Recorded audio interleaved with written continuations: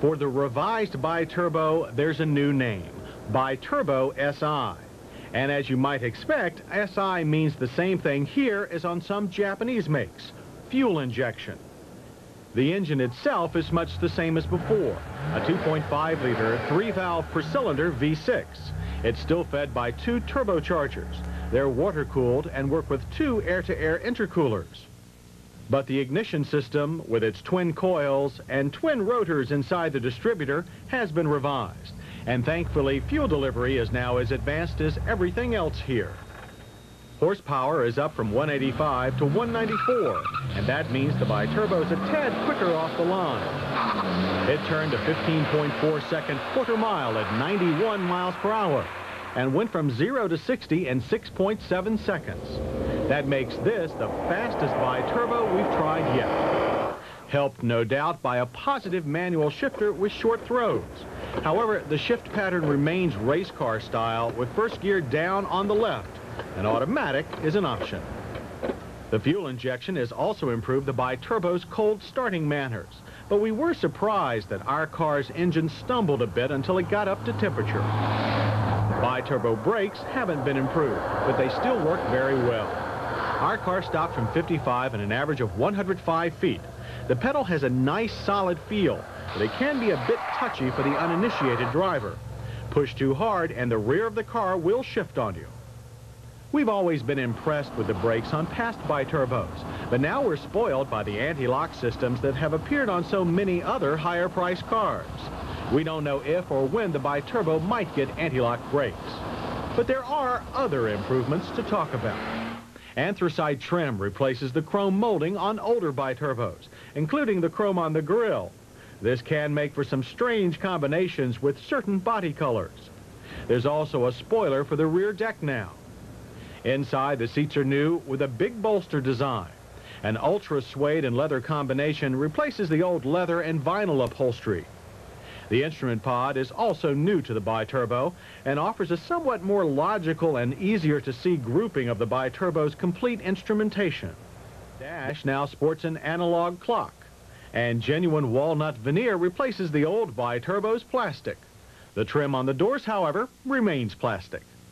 As you might imagine, the seats favor slimmer drivers, but offer plenty of long trip support. Controls, however, are a bit odd. Fore and aft adjustment is manual, but the recline operates electrically. The switch is located under the right side of the seat and is hard to find. The steering wheel is willing to accommodate too, but as with the seats, its hidden adjuster sends most drivers in search of the owner's manual. Other controls are either on the steering wheel stalk or in the center pod and are fairly easy to reach, although the stereo can be blocked by the position of the shifter. Ventilation controls are straightforward and worked well. Remaining tasks are left to a row of push buttons, including the fuel door release. And there is good glove box and door storage. While rear head and leg room is at a premium for adults, we found the combination of low-profile headrest, outboard shoulder belts, and large center armrest very accommodating. An Italian-style trunk release resides on the upper door sill, and it still reveals a compact trunk with enough room for weekend baggage for 2 adults. The reason cargo room is even this generous is because the spare tire is located under rather than in the trunk.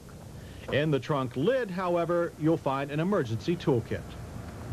Best of all, the SI's change is its standard power steering, something the Biturbo really needed. The new steering is lighter, but it's still fairly slow, and it doesn't have the straight line accuracy of the steering in BMWs and Porsches.